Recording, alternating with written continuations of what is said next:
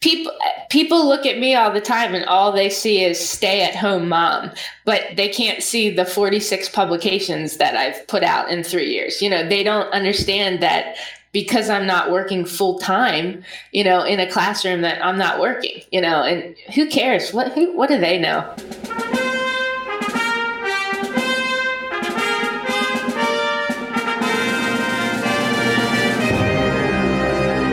Hello, everyone. Welcome to Everything Band, a podcast that features conversations with composers, conductors, and performers of music for winds and percussion. My name is Mark Connor. I'm a composer and educator, and each week I have the great fortune to speak with and share the stories and wisdom of musicians and leaders in the band community. The Everything Band podcast is a proud member of the Music Teachers Development Podcast Network. The Muted Network provides support in the form of audio on-demand programming designed by and for music educators.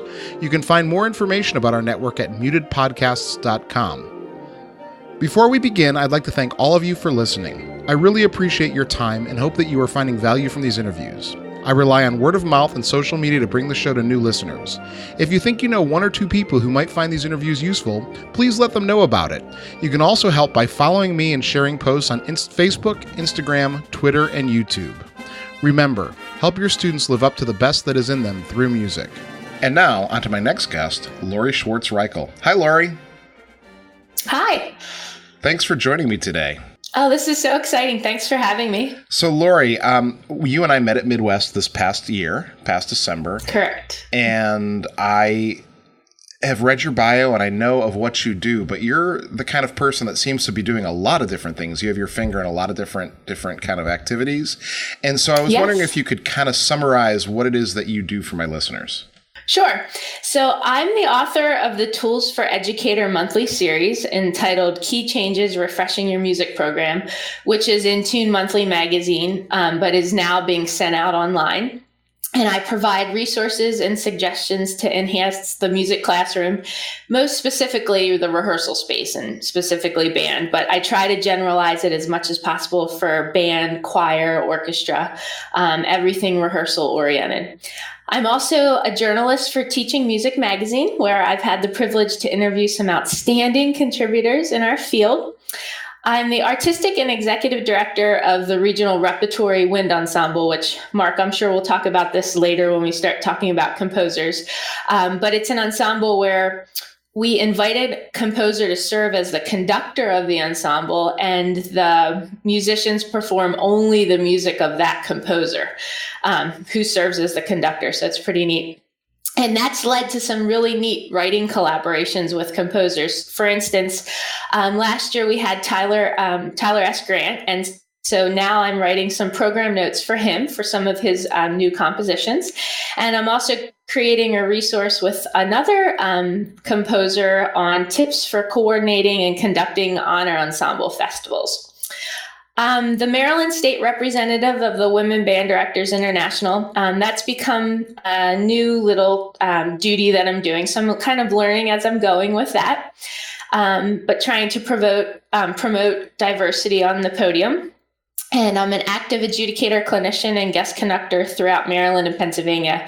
I do a lot of presenting at conferences, PD sessions, and universities. And the three topics that I'm most passionate about when I present happen to be about building relationships with administrators, building communities such as recruiting and retaining students. And then my biggest one is classroom management, and more specifically about how to manage the large ensemble. I guess my longest gig since I've been 16 has been being a private saxophone instructor. And over the last couple of years, I've really expanded my studio, and I'm really enjoying being back in that role more. So, all right, Lori, there's a lot there to talk about. A lot of you, like I said, you're doing a lot of different things. And so let's start with your origin story. How did you get into music? How did you start as a saxophone player? And how did you decide you were going to be a professional? Sure. I'm going to go all the way back. So I grew up in Manchester, Pennsylvania, which is a very small town in York County. I think we have one stoplight in the middle of town by the Rudders and the cemetery. Both of my parents were and still are musicians. Singing was a huge part of our family life, especially with our extended family. At every Schwartz family gathering, still does consist of singing Ein Prosit, Edelweiss, several other family gems, often in 4-part harmony. On my mom's side, my Italian grandfather sang most of his sentences. I can vividly remember sitting at meals, big Italian dinners, and he would be at the head of the table breaking into song. My mom's a vocalist and plays piano. She was a high school English teacher and elementary reading specialist, and she directed musicals. And actually, I'm named after the lead from Oklahoma. Not that corrects the right spelling or pronunciation, but from Laurie to Lori. My dad's one of 11 siblings, all of whom are musical, and he played baritone in concert band. He's played baritone in the concert band and trombone in the jazz band for the 502nd Air Force Band at Kessler Air Force Base in Biloxi, Mississippi in the 60s. And my parents met at Westchester University, something to the tune of my mom tripped over my dad's trombone case, and she complains that she's still tripping over it to this day. And my dad taught instrumental music in the same school district for 31 years and retired with 35 years with his service time. But ironically, with all of this musical happenings in our family, my parents never pushed me to learn an instrument. So something like right before 4th grade, I think in the summer between 3rd and 4th grade, there was a saxophone in our house that was donated by a family member. And I must have gone up and tried to assemble it and haphazardly play it, not very successfully. And so my dad was like, if you're interested in playing that, I'll teach it to you. And so he started teaching me lessons on the saxophone right before 4th grade. And my father was my elementary and high school band director. And he must have seen some musical potential in me, because for years he just kept saying, are you going to learn piano? When are you going to learn piano? And of course I was, very stubborn, and I kept saying, I'm not going into music. I don't need to learn piano. And this continued, I guess, through high school until it was time to declare a major. And I guess I thought my dad's shoes were too big to fill. And I was stubborn and I didn't want to try music. And so, at some point I decided I was going to major in business. And so I started, my college career as a business major playing field hockey. But during my sophomore year of college, I just realized that, I was missing that. And that was really who I was. And it had been a part of me my entire life, and that I was denying myself of that passion. So at some point during my sophomore year, I switched to Westchester University to study music education. And kind of got started there with my teaching. And then I was hired as the first full-time band director for the Daniel Boone area school district, which was a very, very rural area in about an hour north of Philadelphia. And I guess we could get started talking about what I've done teaching there.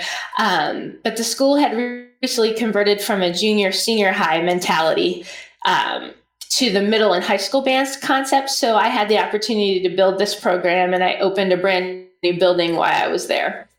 And I was there for about 4.5 years, building that and really gathering that middle school concept. So, but then I met my husband at a Schwartz family wedding, actually, and he was from Maryland. And so I eventually moved to Maryland, and that's where I started my work with Title I schools. And I started teaching at Oakland Mills Middle School in the Howard County Public School System. And I was there for 8 years. And along with the community and the students and the great families that were there, we established something quite phenomenal for that area. And really engaging the students in music and being able to appreciate that through the community. And at the end of my 8th year, we were invited as the feature middle school band to perform at the Maryland Music Educators Conference. And that was just an amazing experience. But 1 week later to the day, my principal at the time was invited to open the 20th middle school in our county. And she was tasked with filling staff for that. And she was allowed to invite a few students from Oakland Mills. And she asked if I would like to come and establish the band program. And after about 3 weeks of really thinking about it and getting very emotional, lots of tears, I decided that, that's what I love to do. I love building programs and getting communities excited about music education. And so I was there for about a year and a half. And then after teaching middle school for 15 years, I had my first child at 37 and my second child at 39. And now at the age of 40, I've been on child rearing leave from our school system for the last 3.5 years. And so it's been my mission to stay as professionally engaged as possible in music education and band. And as you heard, I've been very fortunate to do so in many unique ways. It's been really great. So are you going back? That's the question. I mean, I don't have to put that on the air if you don't want me to, but. No, that I get that question probably like every other week. Along with, well, don't you think you're throwing your education away? And some of the questions have really stung. Uh-huh. And I don't think that people mean it to be that way. But, when you ask someone, are you going to go back to work? When you know that you're working all the time too, raising children, and then doing all these other freelancing work. My husband says, you are working full time. It just doesn't look like the typical, way of working. Yeah, you notice I didn't say back to work. Right.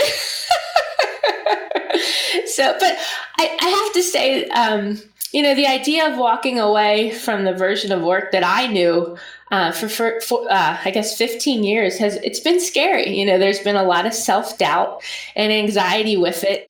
When I was contemplating my decision, and it's pretty much each year, it's like, will I continue on leave? Or will I go back to the school system full time? My mom said to me, you're going to have challenges no matter what you do. If you're working full time, if you're working part time, what you're doing with the children, if you're creating your own version of part time, there will be challenges. And my mission has been doing as much as I can with my version of full time. And so, it's been an unconventional change, but it's allowed me to explore other areas. And I'm hoping to serve as a resource, beyond my school system. It's just been some great opportunities. And more importantly, it's allowed me, and I think other people very close to me who recognize, the important work that we're all doing each day, that, there need to be options, and there should be options that exist for part-time work within an employee's preferred skill set. I would have liked to have worked part-time, but I was not permitted to stay in my position. The option was you can't continue to do secondary band. We don't allow that. We don't allow that. And I kept saying, well, what if we brought somebody else in, on certain days for a couple of years, and I could help mentor them, and then I could be home with my children for a few days. We don't do that. But why not? My husband's field of engineering, it's accepted. If a parent wants to do that, or if they want to stay home with ailing parents, or to watch their children, or for schooling, they're allowed to step back from their hours for a little bit of time and have that opportunity. But in education, it's not an option, and it's unacceptable. And I feel like we need to get to that point. And I'm hoping that I'm serving as a change agent for people that would like to do that and see that you can make an individual path in your field and, still enjoy it and be successful and continue to grow. I have a doctorate. I was a college professor. I taught part-time. I taught full-time, but now I'm back teaching kids again. And it's the same kind of thing. I like the job I have now because I am part-time. I can compose. I can do a podcast. I can do all these other things and be with my family and still teach and still feel like I'm engaged. But right. Like you said, there's also that pressure is like, well, you have a doctorate and you're teaching kids again. It's like that's sort of the internal question. Are you going to go back kind of thing? But, I'm happy doing what I'm doing right now.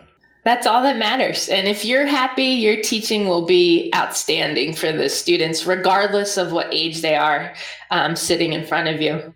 All right. So there's a lot in there. And I want to talk about your father being a band director for 31 years and then you being his student.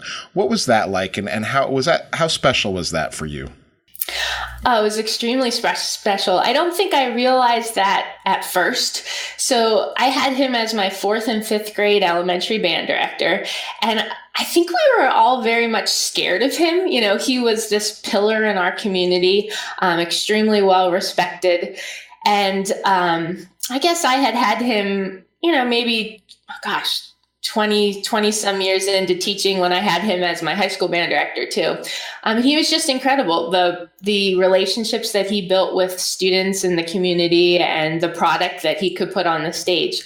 But more importantly, we had this sense of unity in our band. I think we graduated 113 in our class, and my dad had, like 125 in the band throughout the whole school. So, more than 25% was just in the band. And most of us also played sports. So not only were we musicians and athletes and many scholars, but he allowed us to do both and knew that, we were able to excel at both. And he wanted that to happen because he realized, if he didn't let the soccer players go to practice or understand this, then he was going to lose his top trumpet player, or his lead trombone player. And so he showed me and everybody else that, you can do many things and you can be successful at many things. And that's what allowed the group, I think, to be so unified. It was awkward, though. I mean, when you had the crush on the sax player that was sitting next to you and your dad was your band director, that wasn't the coolest thing. Sure. Sure. You talk about relationships and community, and these are the things that I keep coming back to you. Do you have any lessons from your father, or do you have any lessons from your own band room about building that community and that unity that people might be able to use in their own band rooms? Well, my motto in life and work really is about embracing your uniqueness and knowing what your strengths and limitations are, and just knowing, what you're great at and what you're not good at, and going with those things. But I think the building a sense of community and relationships has to happen with all stakeholders in your program. And that's the key to an effective program. And I think, and we hear this all the time, it starts with the non-teaching staff. How do you treat the secretaries? How do you treat the custodial staff? How do you treat those, non-teaching staff in your building? Do you appreciate them? Are you giving them notes of thanks? Are you giving them gifts and candy and cookies? Or to me, it's sometimes hugs or high fives, But if you're able to build that sense of thanks and appreciation towards them, they'll do anything for you. I mean, if you're not on the calendar and you were supposed to be, they'll magically make something disappear or, return or something like that. I think with administration, it's how do you communicate with them, and do you communicate with them regularly and positively? For me, it's about setting up meetings. I do this whole presentation on building relationships with administrators, and it's about, we always think, well, this principal didn't come down to my band room, or he didn't come to my concert, or she didn't do this or say that. But what did we do to invite those administrators into our space? And what did we do to invite them to be a part of the concert? Did we ask them to be an MC or a greeter, or maybe, play triangle in a piece of music or something? But how do we communicate regularly with them? And if we are doing that with them and on a positive note, and we're coming to them with solutions rather than complaints. Yeah, we're not going to agree on everything. There are going to be issues and problems, but do we present resolutions rather than always the problems? And they'll start supporting our teaching staff. With colleagues, and this was a lesson that I had to learn, as I went along. It's, do we collaborate with them, and are we supporting them? And I don't mean just our music colleagues, but those within our school building. So the math teacher, who we might not understand what they're teaching, but are we offering to go on a field trip with them or to support them?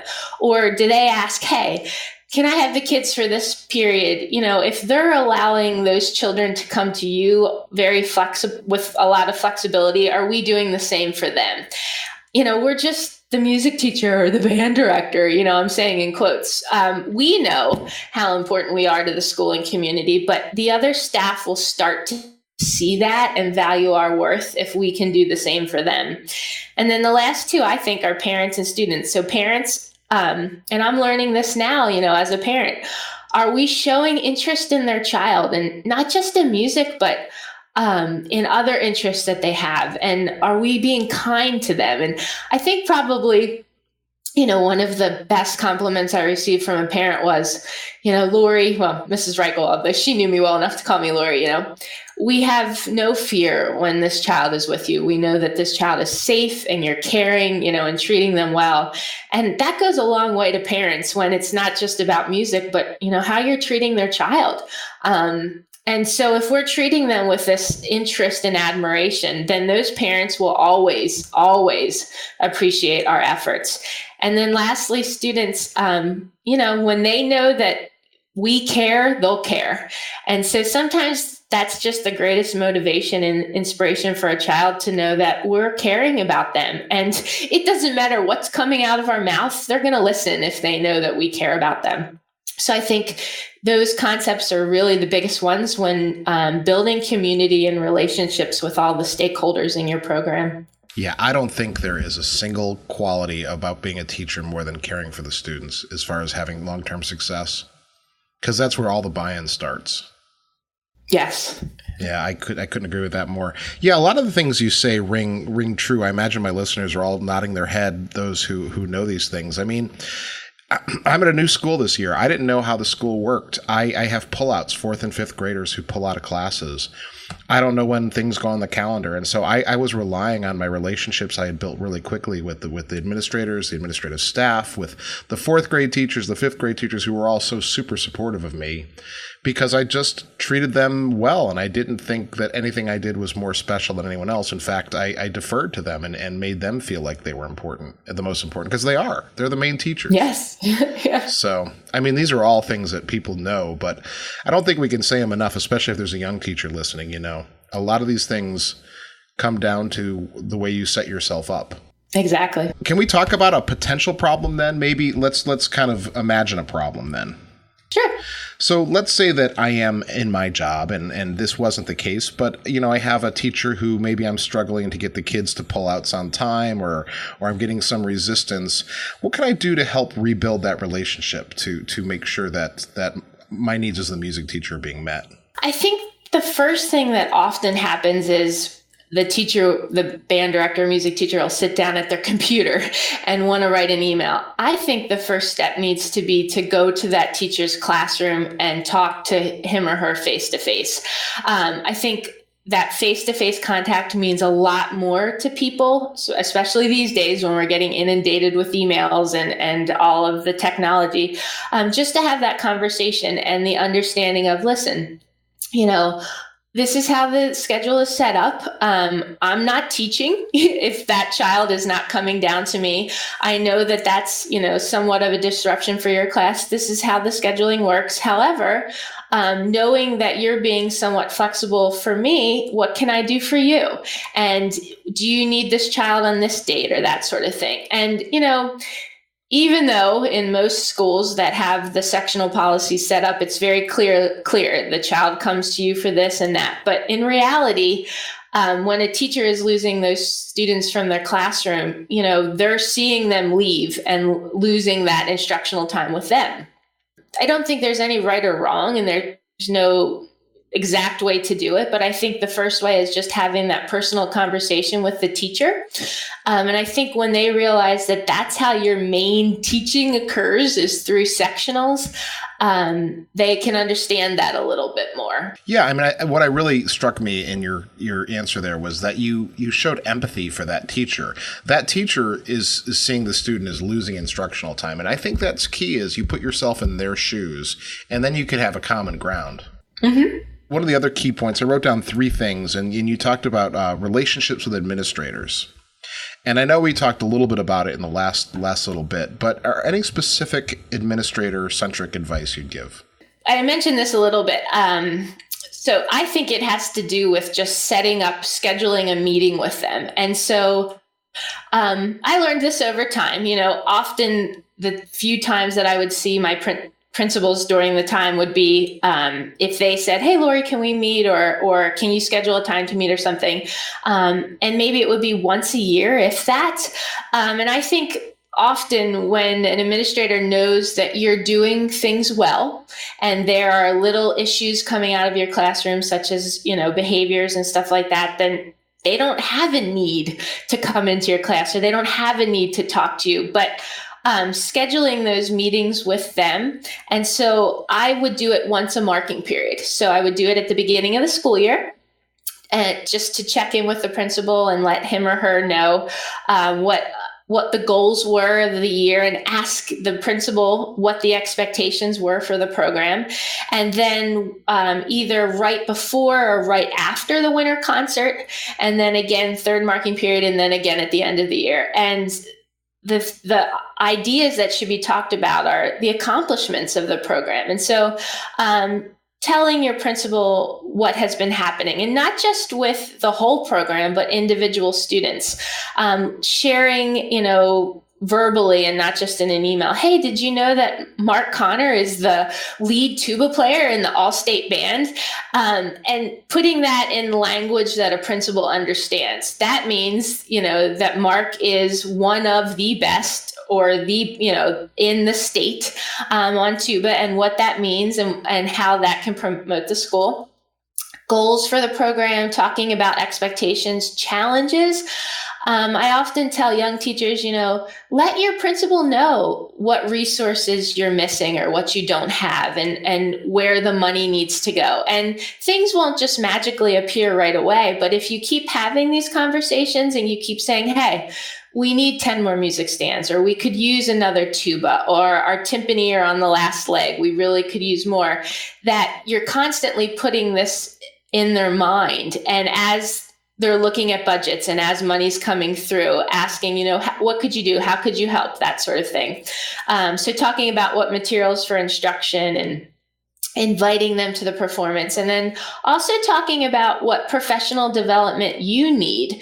And so as music teachers, sometimes our needs look a lot different than the classroom teacher. And so asking for the opportunity to go and watch a master teacher teach, or to go spend the day in another teacher's classroom. And it doesn't even have to be music. My principal gave this amazing opportunity for us as music teachers to go into our school and see other classroom teachers teach, to see what the challenges were throughout the building, and how our students were acting either positively or negatively in other classrooms, and how those teachers were reacting and responding to those situations. And so my biggest thing is, schedule those meetings, and have those conversations with your principal, and get them on the calendar. I think my principal was always fearful. "Oh gosh, here comes Lori. She's got her list." But she appreciated that. And then she learned she had her list too. And we would go back and forth, and we didn't always agree. I remember leaving conversations quite infuriated. But then going back, to my classroom, or going back home and thinking, did I really have the best interest of the child in mind? Was my principal correct that I wasn't thinking about the whole child or the whole school? And once I started putting it into that context and realizing, it's not just about me or about my band program, but how can I help the whole child, the whole school? Principals find that, above anything else. How are you able to impact the whole school and the whole child? All right, Lori. So a lot of my listeners really enjoy the nuts and bolts in the classroom stuff, like how do we get from X to X? And you mentioned that classroom management is one of your big passions. So do you want to give me a couple of best practices for classroom management? Sure. So I'm a firm believer in that learning cannot occur in chaos. If you can't manage the musicians in front of you and control their behavior, then there is no way that you can control the musical product.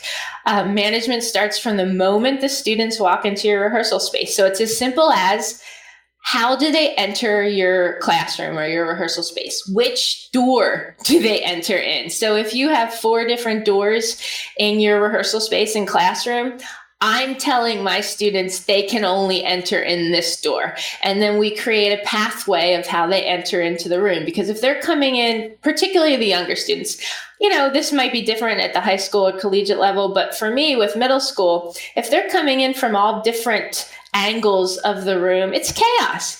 But if I'm saying to them, this is the door you may enter, here's the pathway of how you can walk, that goes a long way for how the flow of the setup goes. And I'm there, I'm standing there greeting them, I'm high-fiving them, hugging them sometimes, talking about the football game the night before, who won the Ravens game, that sort of thing.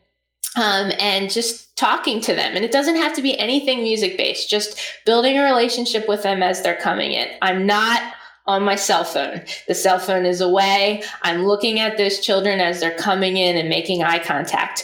And then as they walk in the room, where do they place their belongings? For instance, the smaller instrument cases, flute, clarinet, oboe, saxophone, trumpet, that can go directly under their chair. But trombone, euphonium, baritone, tuba, those cases off to the side of the room. Nowhere where the child can put their feet on top of the case, nowhere where anybody who gets up to get a tissue or go to the bathroom will trip over anything. And then, where should they assemble their instrument? How do they assemble their instrument? Having the agenda posted.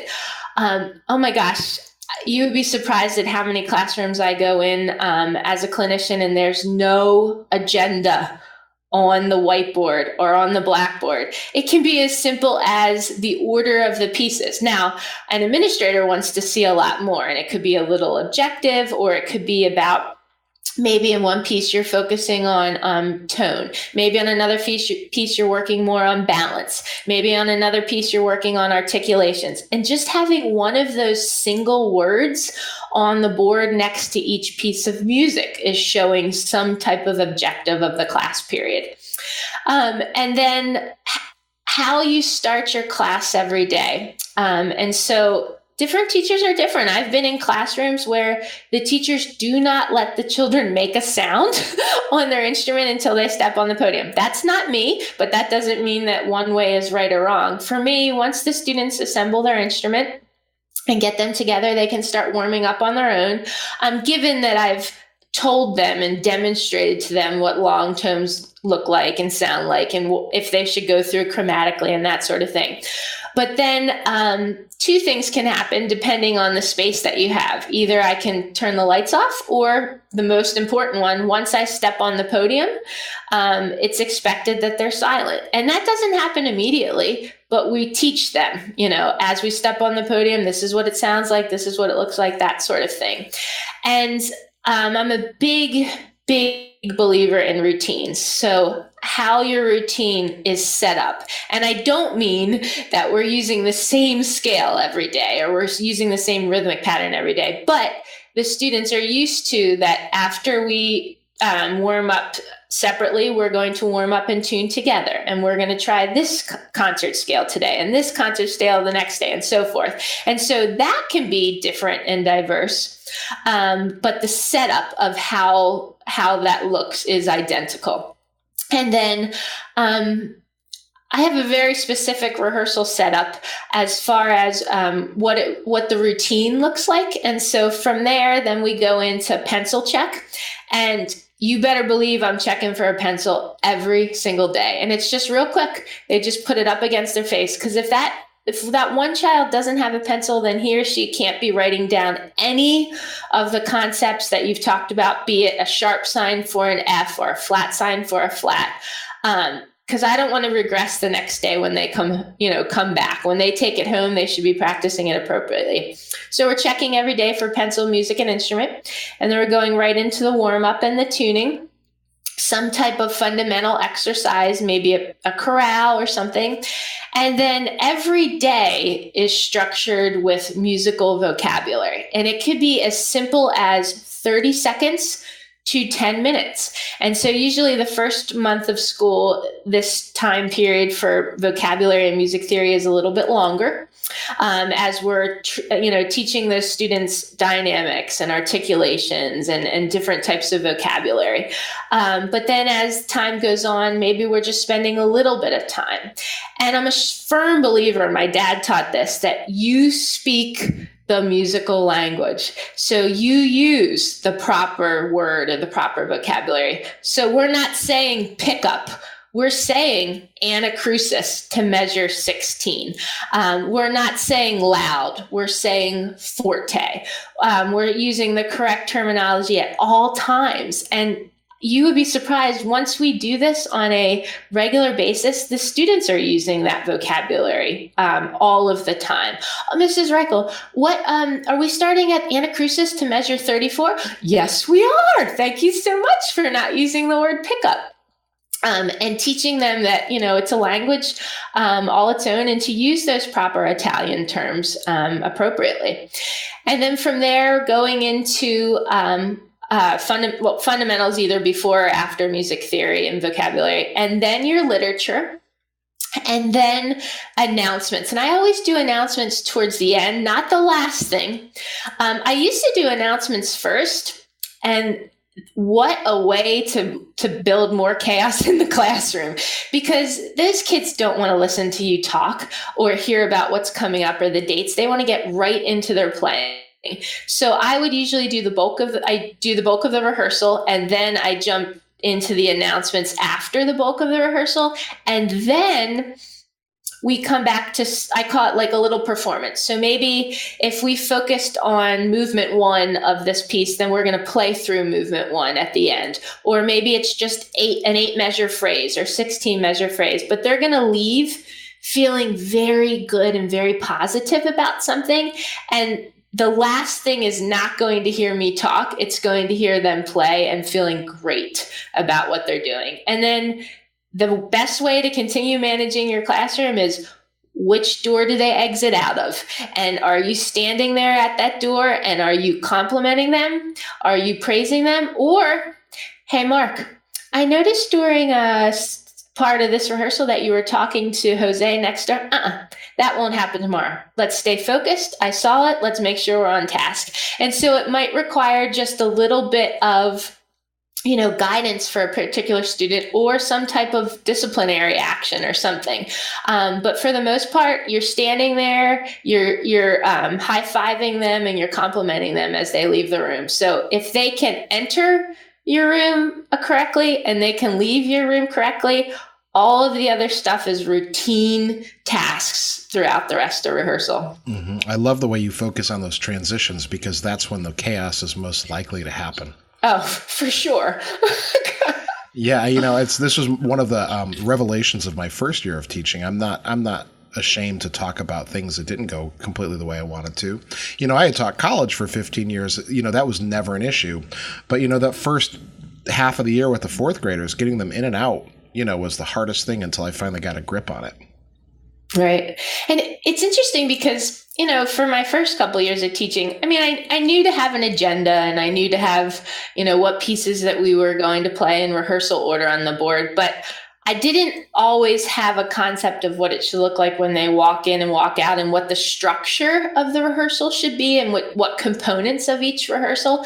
But I did for my private students, for my sax studio. And because my incredible sax teachers growing up, started with my dad, and then Kurt Sipe, amazing sax player from Pennsylvania, and then Gunnar Mossblad in college, had a very strict routine of practicing. And I, would use that and make it unique to my situation and my private students.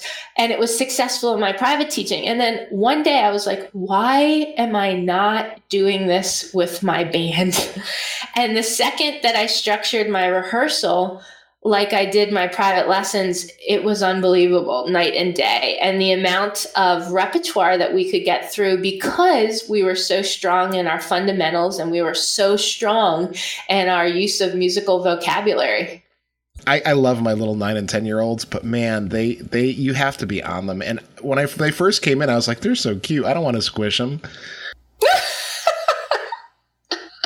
But that's funny that you say that, because I do a lot of guest conducting, and it's my job as the conductor when I get on the podium to make sure that they know what the expectations are and how rehearsal is going to run. And for some students, sometimes I look a little scary, or maybe sound a little scary to them if they're not used to structure and classroom management in their class.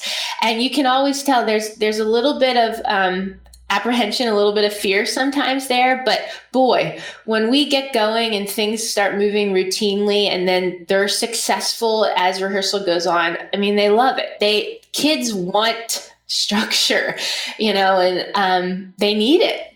All right, Lori, can you tell me about the Regional Repertory Wind Ensemble and what that does and what that's all about? Sure. So this program was started in 2010 as a vision of one of my colleagues, David C. Smith.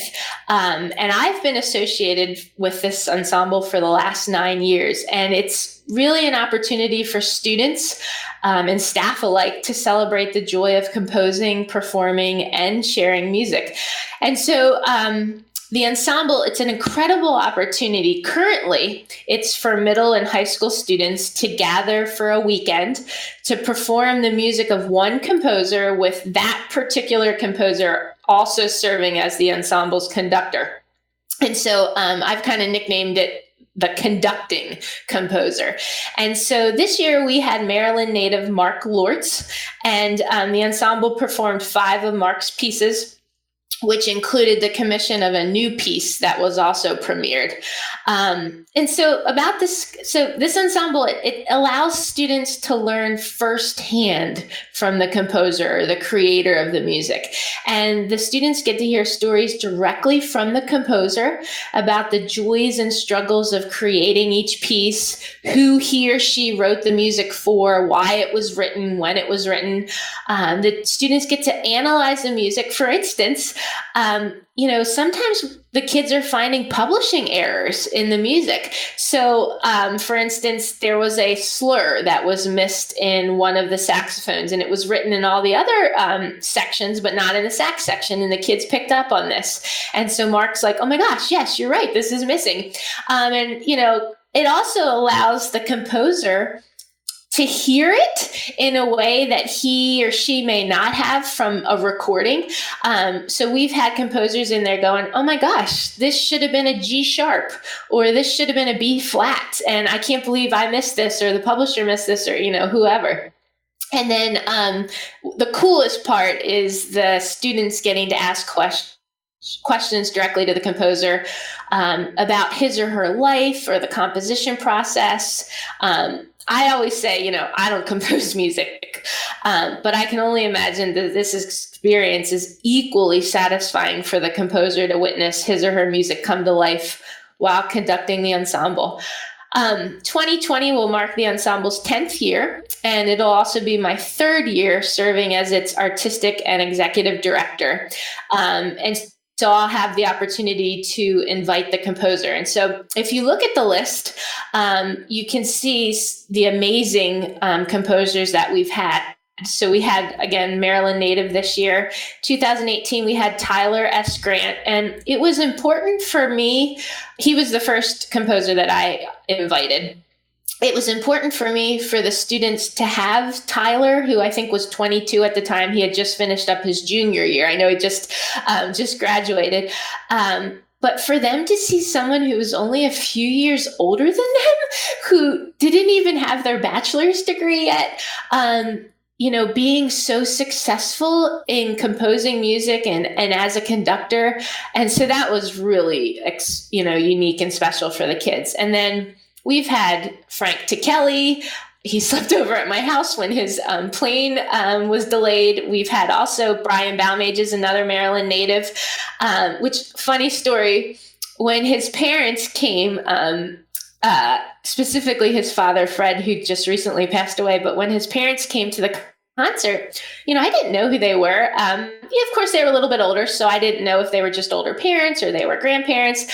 But they started talking about their son, Brian, and in my head, I'm thinking they're talking about one of the students, and they're going on, and I said, now, again, what does your son play? Which instrument? And he said, well, Brian plays trumpet, but I'm talking Brian, the conductor. And so we had such a great laugh. And so I always tell Brian, to this day that, his parents were just amazing. And that, even at their age, what love, they had for their son and how proud they were of what he was doing. It was just amazing to hear them talk. We've also had Robert Sheldon, Richard Saucedo, and the group started with Sam Hazo. So just recently, I've been tasked to select the composers. And so it's really my mission over the next couple of years to really expand this program and to promote diversity on the podium and through the repertoire selection. So if you look at your list, we're looking at all white men here. And so my vision really is to expand this and to help to promote that diversity on the podium and through this repertoire selection of the composers that we choose. So it's just awesome. Lori, one of the things that you and I kind of touched on in the breaks here between our formal interview is this idea of how we define success. Because when you were introducing yourself, we talked a little bit about how you're not a full-time band director right now, but yet you're very successful. You're doing all these things. And I mentioned that I have a doctorate and I'm struggling a little bit kind of with the emotions of not teaching college anymore, because in my mind, I define success as being a college professor because I got a doctorate, but yet I'm extremely happy teaching kids. And so my happiness and my definition of success aren't matching. And it sounds like this is something society puts on us and something that's on your mind and on mine. So maybe we could talk about it a little bit. Yeah, I would love to talk about this. And this is probably the area that I get the most emotional about. And I think that as I mentioned before, there's been a lot of self-doubt for me as if this is the correct path, because it does not look like what people think work should look like, or what a band director looks like, or, that sort of thing. But it's, as you mentioned, it's what's making me happy right now. It's what's making me successful professionally and personally. So my family's happy. We have a great routine going on right now. I am able to be with my kids more often than I would if I was working full time. I'm able to help raise my children. And that was the biggest thing I wanted to do. I didn't want these years to go by and not be able to have that time with them. And if I was working as a middle school or a high school band director, let's be honest, where would the time be? And so I wanted to take this time, to be with them. And I think society doesn't get that. But in this individual path that I've had, this unique path and opportunity to do things, I've met some really incredible people, not just in the music world, but in the health and fitness profession and other areas of business that are saying, we're not going to continue at this crazy pace. And we're not going to say that this is what success looks like or feels like or acts like. That our version of success is what is right for us internally, what makes us happy, what makes our family succeed. My husband has a crazy schedule. Mark, because we had to postpone this a little bit, but my husband was traveling for 21 days during the month of May on 2 separate trips, one for 4 days, which was very quick, and then one which was for 17 days straight. And, that was tough, kind of playing that role as sole parent during that time. But if I was working full time in the month of May as a secondary band director with my husband traveling out of state, for 21 days, who would be taking care of my children? Who would be spending that time with them and raising them? And so we've created this path and this plan for our family that is working out great right now. And I don't know how long this will be. Will it be a year? Will it be 3 more years? Will I be able to maintain this for the rest of my career? I have no idea. So that's a little bit where the uncertainty lies. But society needs to get over itself and understand that we all have our own unique strengths. And how are we embracing our uniquenesses and contributing to this world, and particularly music for us as educators? And are we happy with that? And if we are, then really, that's all that matters. So, Lori, one of the questions I wanted to ask is that you're writing for several national music ed publications. How did you get this? How did you start this? So when I was on my first year of child rearing leave, so this would have been just a couple months in when my daughter was, just a few months old, and I wanted to stay as engaged as possible, and I was looking at different options. I would send an email to someone and say, hey, could I do this? Or could I do that? And many times I would get a no back for whatever reason. Oh, you're not working full time, or no, we don't have a need for this. And it just kept pushing me to ask for other things. And so, my thought is, if you don't ask, you'll never know. You won't get an answer. So for years, I had been getting the In Tune magazine, and I would just put it to the side because, when do we have time to read, except for maybe when we're in the bathroom, something like that. But when I was having a little bit of time, like when my daughter was napping, and after I was doing everything that I needed to for her, I'd have just a little bit of time. And so one day I sat down, I had gotten the mail and the magazine had come, and I thought, geez, I've never really looked at this magazine. And so there's a section in there, there's the teacher edition. And I'm reading through this and I'm thinking, this is great. I could write some of this. Like, I feel like I have some information that could be, of service to other teachers. I know many people that could do the same. And so I flipped to the front of the magazine cover and I found the editor's email. And I sent, not knowing the name or anything like that, I sent an information, like just a very generic email, and just said, do you take writings from lay people? And lo and behold, I got an email back like a couple days later that said, thank you for your interest. No, we don't, whatever. Okay, fine. Another no big deal. And then a couple weeks went by, and I got a phone call from the editor, Mac Randall at the time. And he was like, hey, Lori, I'm just getting back in touch with you. We might have an opportunity for some writing. Could you send something? And I had only ever written one article ever, which was published in the Maryland Music Educators Association Journal about creating a motto for your classroom.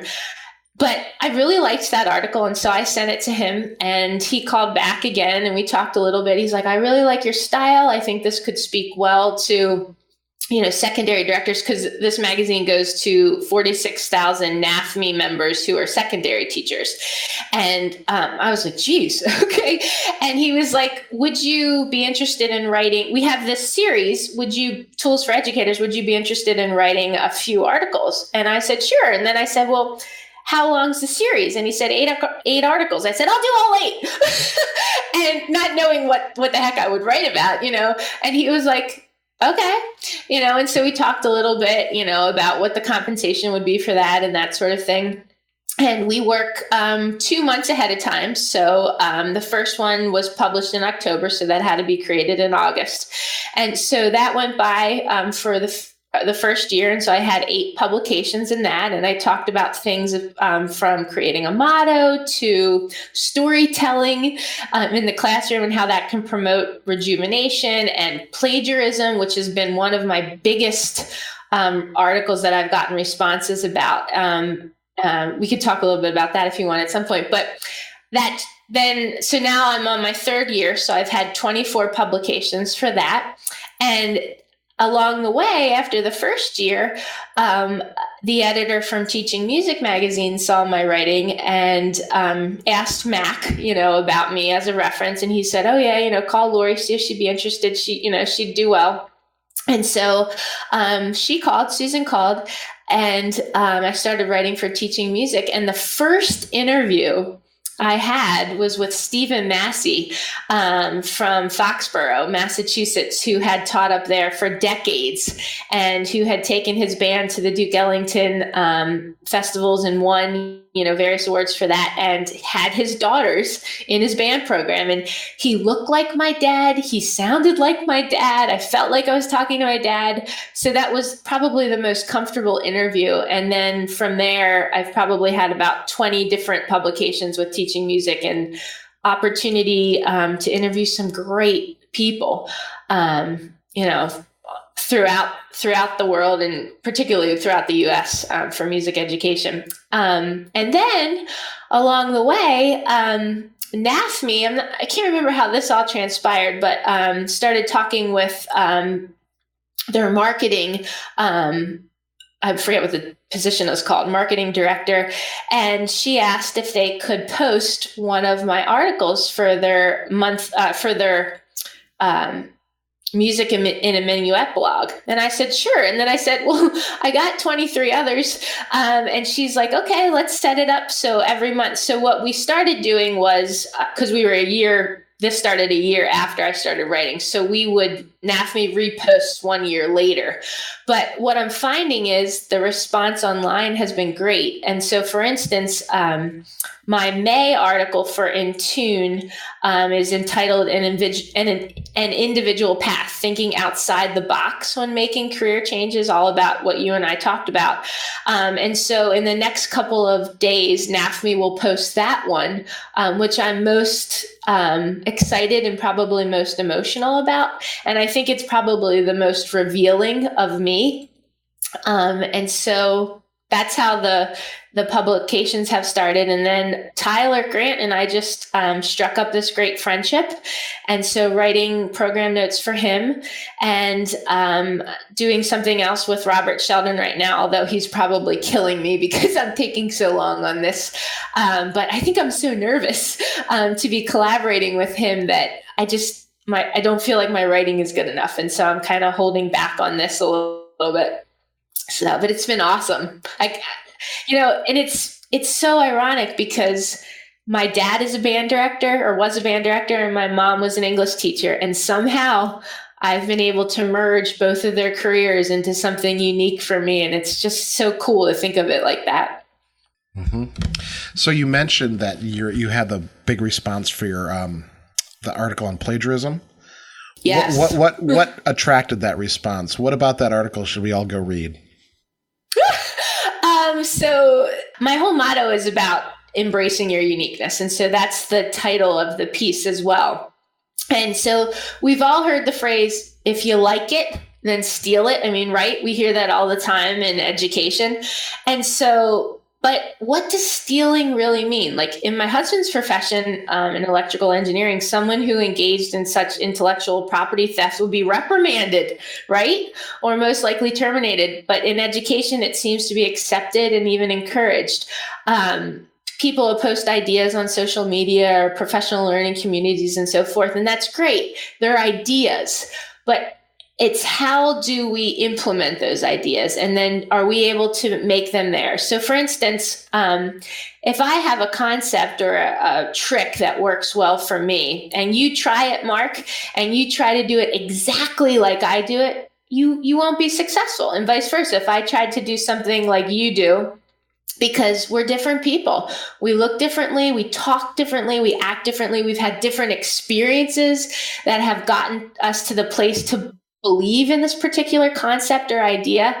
And so basically the article is about just acknowledging that where you've gotten something and who you've gotten it from. And so, and then also asking. So if there's something that you do that I like, hey, Mark, is it cool if I try this? And if it works, can I credit you? Or I like your vision statement. Can I place it in my handbook, but give you credit for it? And that sort of thing. And, this was brought about because I had started to see my work in other people's documents and word for word. And I was like, whoa, whoa. And so now being a published writer and author, I know the legalities of that now. And so, but, that's common courtesy, like asking, thanking, crediting. And so that article has really gotten the most response, and particularly from collegiate professors saying, thank you for writing this. And this is, very needed right now. So, Lori, I'm going to move on to the final round of questions. And so the first of them is, where do you draw the line between healthy and unhealthy competition in music? Yes. So I got your questions ahead of time. And this is the one where I'm like, geez, I really don't have a great answer. Like, not a great answer, but I just feel like I can't articulate this one as well. But I'll try in a very short and brief way. So a little bit of competition is always healthy. And with that said, competition doesn't have to be a competition, like we're going to a festival or an adjudication competition. Now, people that know me will say, hey, Lori, you've done music in the parks for years and yada, yada, yada. Yes, I have. But stepping away now from teaching in the classroom full time for the last few years, I'm starting to think about things and see things a little differently.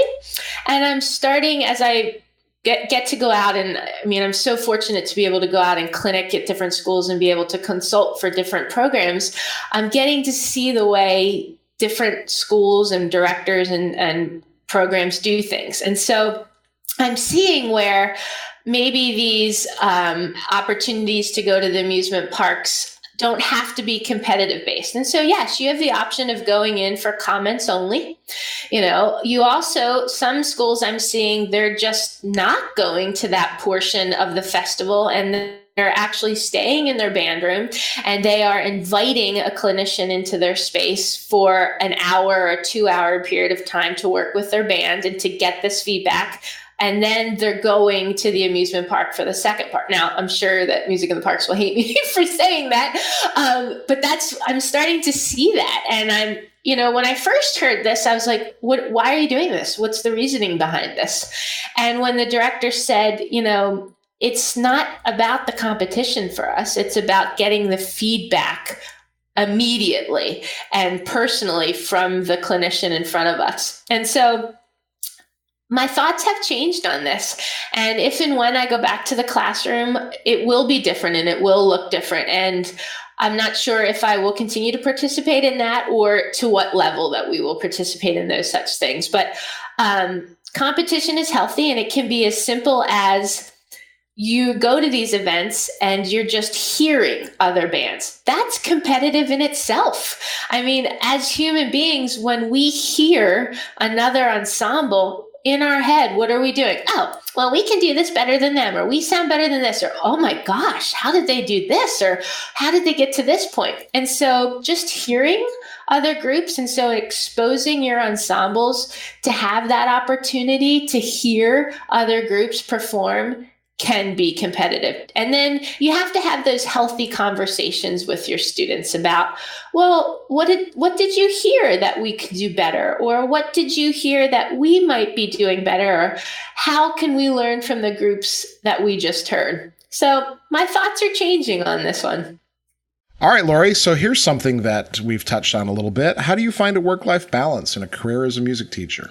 Well, when I was younger, when I was single or even married without children, it was about staying physically fit. And so my friends know, I can go up and down 20 pounds very easily. But I know in my heart that when I was working on myself and exercising, and, I often run. And when I was in my great mode of running, that I was the better teacher then. I was more patient. I could, decipher between right and wrong or fair, that sort of thing. But in my mind, I was a better person as well when I was more fit. And then, during those younger years, making sure that I was getting some socializing time in there and making time for friends and family. How easy is it for us to stay at school until 7, 8, 9 o'clock at night? How easy is it for us to say, no, I'm not going to go have dinner with my extended family. I'm going to go hear this concert or whatever. But how about inviting your family to go with you to that concert or something like that? So that was when I was younger. But boy, is it a whole new ballgame as a parent, though. couldn't even have imagined, the challenges of having parents. And, my situation is quite unique. I'm not in the classroom full time. I feel like I'm working full time in very different ways, but I realized that my situation is not if I was working and doing the exact same job every day on a full-time basis. But with that said, my husband and I, we're both extremely hard workers, and, we're very ambitious people, and we want our children to see that. That's very important to us. But we also realize that we have to make time for ourselves and each other. And so, making sure that we're scheduling time for a babysitter so that John and I can go out to eat, and have a conversation without being interrupted and that sort of thing. And, getting together with my girlfriends to have a dinner once a month, visiting friends from out of town, going to get a manicure or a pedicure. I mean, that's for me, just to have that hour to sit and relax. And then also sometimes doing professional things that aren't, that don't require as much preparation, like attending a conference, is fun for me. It's also fun to present as well, but, going to a conference is enjoyable to me, and the times that you can spend with all of those people and the new people you're meeting, finding that quiet time to write. The way my life is right now, most of my writing is occurring at night from like 9 to 12, as you know, because we were texting back and forth at like 12:30 in the morning last night. But finding that time for yourself and for your partner and for your family. So this is the big question. What are the challenges facing music education or band as we move forward into the 21st century? Yeah, I gave a lot of thought to this, and I kept coming back to the same thing. It's 4 words. It's about the students. My Grammy Schwartz, she lived to be 97 years old. She had this motto: self-praise stinks. And that resonates in my head all of the time. And with, social media being where it is, and Facebook and, all the other different social media things. And I'm like newer to Facebook. I've only been on it for the last 3.5 years since my daughter was born. I got on a week before she was born because family, in all different parts of the States were like, we need to see photos, kind of thing. And I personally struggle with this. What do we post, and how do we post it? And so taking it from the student and the student side, knowing that they're so involved in social media too, and how overscheduled they are, and they're seeing what their friends are doing and what they're involved in, and they want to keep up with them. And so from the educator standpoint, we're trying to keep up with the Joneses as well. And, I hear it with my colleagues all the time. Well, did you see what so-and-so did? And, how come I can't do that with my kids? And, that sort of thing. And this pursuit of perfection that social media has brought about, I think, and realizing that, every program is different, and every educator, I keep saying it, embrace your uniqueness, has their own strengths. And we have to realize that. And for educators, the social media challenge is, what the heck are you posting, and how are you posting it? I can't believe the amount of people who post front face pictures of students. If they're a clinician coming into a classroom and they're taking pictures, do they know the steps that are involved? The child's parent has to sign off on a release. There has to be documentation that they've signed and allow that. And I cannot believe it, and that we're in this Facebook has ignited this selfies, and, oh, look at me. I've, guest conducted here, and I'm doing this and I'm doing that. And it's about the students, and what are we offering for them to do? And so, it's really limited me with how I want to post things and what I want to post. And so I often will not post a lot of that stuff. I'll post if I'm showing appreciation to someone or something. And I will repost my articles that are posted because I feel as though they can serve as a resource for someone. But, think about what we see on Facebook. Is it really about the students? Yeah, it's a fine line. It's a really hard thing to do. I mean, some people do it really well, but it's hard. It's social media is hard. I find myself less and less interested in putting anything up there. Right. And I feel like once you put it up, like the expectation is to keep putting things up, and so I just kept coming back to that when I was thinking about this question. All right. So, Lori, if I could give you a time machine and you could use it and go back to the day of your high school graduation, what advice would you give yourself? I have 3. Lori, you'll find the boy. That's my first one. My second one is your parents are always right. My parents, my dad knew I was going to be a band director from when I was probably a toddler. I did not.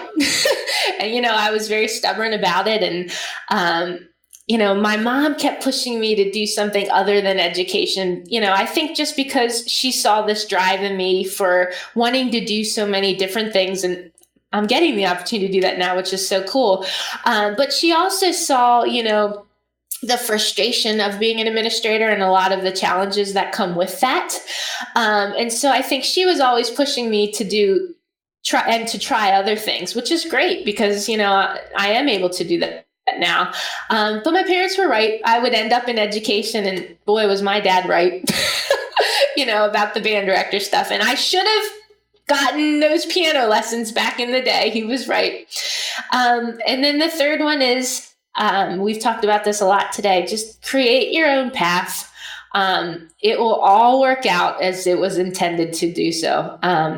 Know what your strengths are and embrace those unique things that you do well, that maybe others don't and can learn from you. And then, know your limitations. And, it's okay to ask for help. It is okay to say, I am not good at this and I need guidance on this. But just create your own path. And when you do that, you'll be able to create a program for your students and the community that is passionate, that's heartfelt, and it's really unified. All right. So let's talk about, if you had a choice, what would be the final work for wind ensemble or band that you'd conduct and why? So this is my weakness as a teacher is musical history and repertoire selection. And so I often forget composers' names. I can't always comprehend what I learned back in music history, 101 and that sort of thing, for whatever reason. And I'm always going to colleagues saying, I've got this instrumentation. Do you have a recommendation for a piece that would fit? This year I've got strong altos or strong trumpets, or I don't want a piece that, shows off this or that. So this is my limitation as a teacher.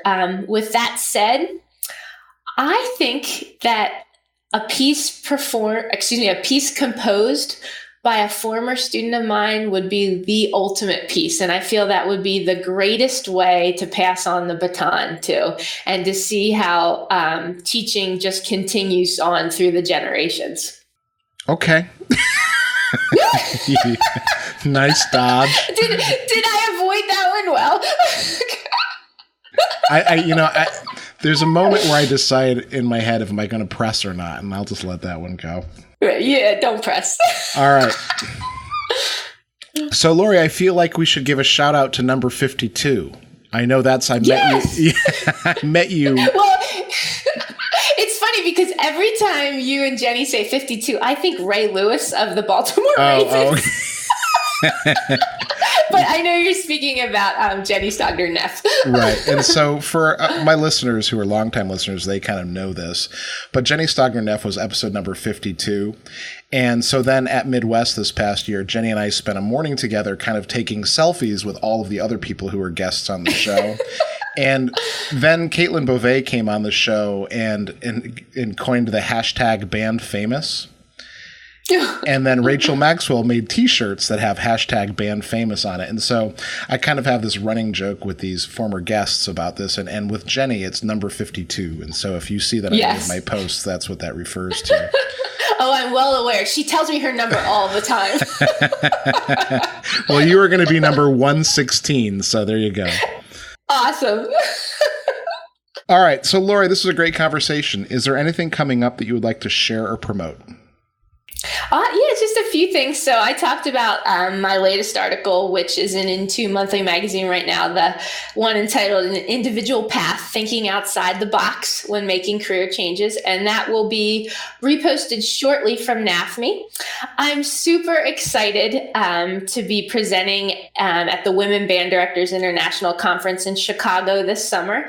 2 sessions. The first session entitled Build It and They Will Come, Recruiting and Retaining Students. And the second session, Stronger Together, Get Administration and Community on Your Side. And I will be teaching a graduate course at Villanova University outside of Philadelphia, which is through the University of the Arts. And I'm so excited about this. I got to create this course myself, and it's based off of my column. So the course is appropriately titled Making Key Changes, Refresh Your Music Program, and that'll be July 22nd through the 26th. And then I'm doing a bunch of consulting for different schools, a new music program that is coming about at in York County, Pennsylvania. So I'm excited for that, and then doing some presenting work coming up. But I'm always open to new things, particularly new writing things and conducting and clinic work. And so I'm just really excited, to talk to you and to see, where conversations go from here. So thanks, Mark. This has been amazing. Oh, yeah. It's been a great conversation. People can check out my website. It's called makingkeychanges.com. And that would be the best way to get a hold of me as well. Okay. I was just about to ask that. So good. Sorry. Do you want to restart that? Or, no, we're good. Although now I have to edit this. No, it's fine. No, okay. Now I really do. All right, Lori. Lori, thanks so much for your time. Oh, this was awesome, Mark. So it was neat.